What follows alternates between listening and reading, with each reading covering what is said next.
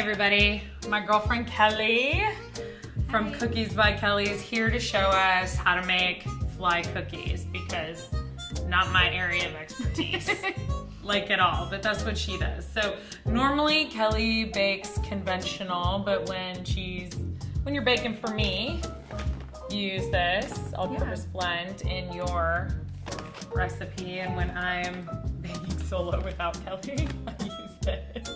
So either one, whatever works for you. Okay, so what are we doing today? Okay, so today we're gonna do some rosettes. Don't be intimidated by the name. I know it sounds tricky. It's really easy. I promise you can do them and you can do them. And we did it in I promise. We did it in a Casey approved blue. Hello.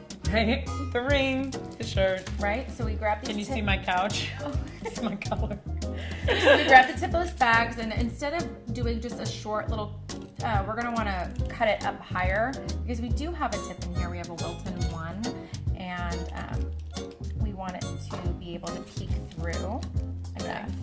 Okay. So what we're gonna do is we're gonna do a Wilton 1M tip. We're gonna apply pressure in the middle. We don't come off of the icing. Okay. And one around. Yep. Cute. And you are gonna want to use a stiffer royal icing. So less water is what that means.